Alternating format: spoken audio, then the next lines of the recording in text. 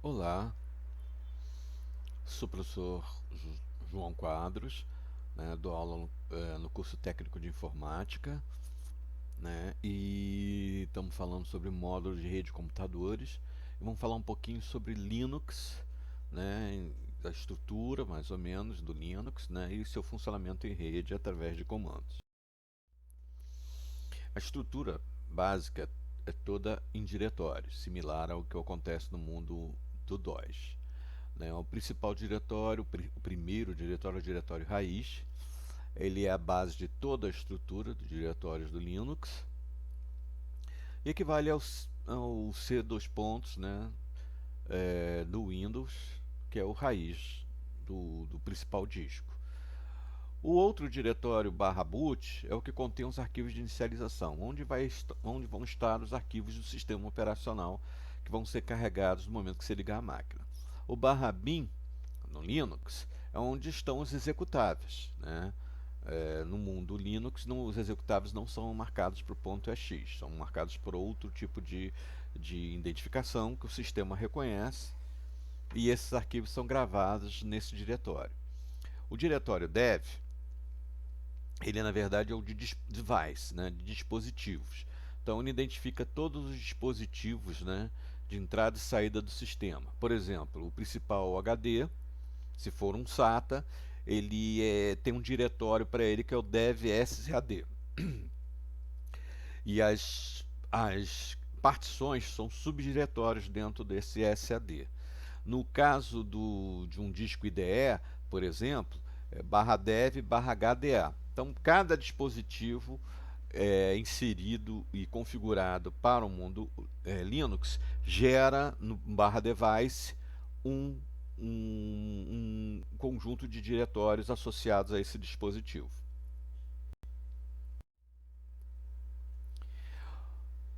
O diretório barra etc é, contém a parte de configuração do sistema, também na parte de rede.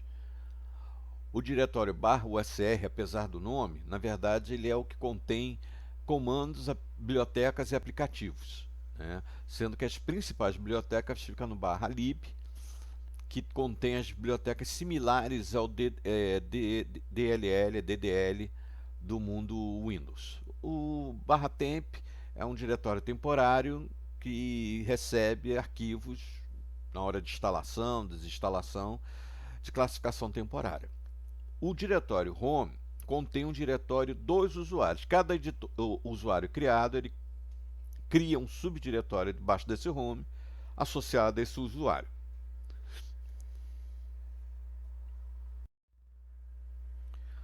As variáveis do sistema, né, são guardadas em arquivos no diretório /var.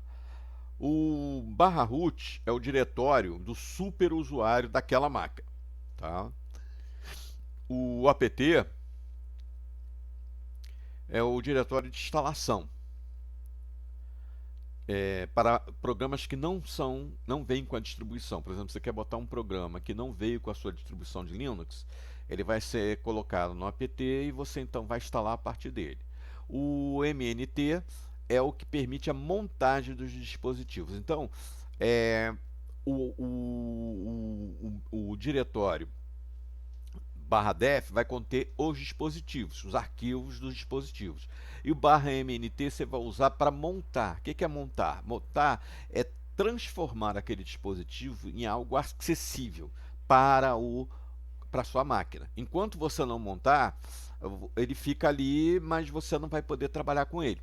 Tá? Ele fica em stand-by. Para você colocar ele como ativo, né, como algo que você pode acessar, você tem que montar. E os arquivos de montagem se encontram nesse diretório /mnt.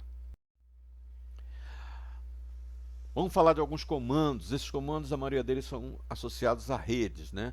Então, por exemplo, cria usuários, um usuário para um comando, user ad -m usuário, usuário é o nome do usuário, em que você vai usar esse comando para criar um usuário da sua máquina, além do root, né? O usuário ele pode ser criado junto com a password, mas você pode criar a password em separado. basta você usar esse comando passwd, o nome do usuário, que você vai poder então configurar a senha para aquele usuário. Você também pode colocar esse usuário no grupo de superusuários, é o sudo, é o comando sudo. Então, o usermod -a -g maiúsculo, sudo e o nome do usuário. A partir desse instante, o usuário recebe, né, esse usuário aí desse comando recebe privilégios de superusuário. Esse comando ipaddr-show mostra o endereço IP associado à placa. Tá? Vão aparecer todas as placas ativas, mas uma interface aí, a LO, a loopback, não é uma interface física, é uma interface lógica. Loopback, o endereço é aquele 127.0.0.0.1, tá? Então, toda a placa de rede vai ter esse endereço loopback. Para você ver as configurações das placas ativas, você tem que usar esse comando aí ifconfig-a. Bem, só um detalhe aí que eu esqueci de falar, mas eu posso falar agora. Isso aqui, essa tralhazinha aqui, né? Jogo da velha, representa o prompt da sua tela no Linux. O Linux tem interface gráfica, mas ele foi concebido para trabalhar com interface de texto. Tá? A interface gráfica, por mais que ela facilite, ela não contém todos os elementos que você pode usar na interface de texto. Então, o que acontece é o seguinte, isso aqui é o prompt que aparece depois que você instala a maioria das distribuições de Linux, tá certo? Outro comando importante é o ping. O ping é famoso, você dá um ping, um endereço IP, aí vem isso aqui, ó, essa telinha que vai dizer, né, se esse endereço IP está ativo ou não na sua rede. Tá? Esse endereço IP tem que pertencer à sua rede, ou tem que ser alcançável pela sua rede.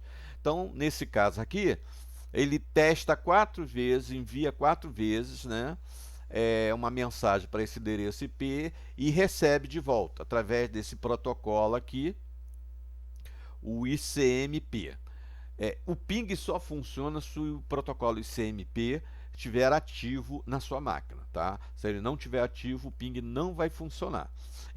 Ele já vem habilitado, mas existem situações, principalmente em servidores, em que, ao instalar um serviço, ele desconecta o ICMP e para você reativá-lo, né, você tem que ir na configuração do protocolo para poder fazer com que o ping funcione de novo.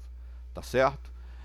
Quando o ping está ruim, né, uma dessas, ou melhor, desculpe, quando a sua rede está ruim, um desses blocos aqui enviados vão aparecer assim, tipo timeout. Quando esse carinha está fora, todos os blocos vão aparecer como timeout. Tá? Assim você consegue identificar se a sua rede está funcionando num critério de normalidade ou se essa máquina, né, com esse IP está conectada à sua rede.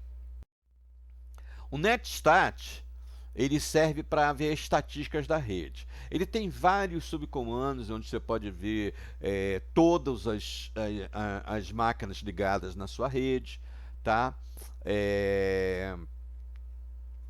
Os serviços ligados ao seu computador, né? Você pode ver as principais rotas para alcançar o seu computador e outros nesse nível. Basta apenas você pegar um manual básico do netstat, porque são muitas variações, para você ter essa ideia. Mas o netstat ele vê na sua máquina as estatísticas das interfaces e ele possibilita ver um quadro da rede como um todo. Se você quiser saber a rota para alcançar uma máquina ou mesmo um endereço DNS ou um endereço IP fora da sua rede, você vai ter que usar esse comando traceroute aqui. Por exemplo, eu usei esse comando traceroute na minha máquina, né? Traceroute www.ol.com.br. E o que ele começou a fazer? Ele começou a ir em todos os roteadores, né? E até alcançar a máquina. Tá? Então ele foi em todos os roteadores da rede, da internet, tá? Até poder alcançar a máquina, tá bom? Quando ele chega no roteador, esse roteador tá com o ICMP protegido, ele não vai te retornar, vai aparecer esse esgotado tempo. Mas ele chegou nesse roteador. Tá? Ele não está te devolvendo porque o CMP ele é como se fosse um eco. Ele não está te ecoando. Tá? Mas aí ele vai para uma outra máquina que não tem o ICMP bloqueado e ele consegue então ver os endereços. Esse endereço aqui é um endereço IPv6, tá ok? Ela é a versão 6, tá? Quando a gente usa o traceroute sem nenhuma especificação, ele traz o IPv6, tá? Assim como esse endereço aqui também é um IPv6. Então ele está trazendo os endereços IPv6 das máquinas que ele está encontrando, os roteadores que ele está encontrando, de modo que ele possa traçar a rota da minha máquina, de onde eu estou, para onde está o site ual.com.br, tá bom? Ok, gente. Esses são os principais comandos de rede do mundo Linux. Tem outros, mas vou deixar para situações presenciais, né? Quando for a hora e quando vocês tiverem dúvidas, tá bom? Esse é um vídeo curto e é só mesmo para mostrar essa parte de comandos, né? Do estrutura do Linux. Muito obrigado, gente, e é isso aí.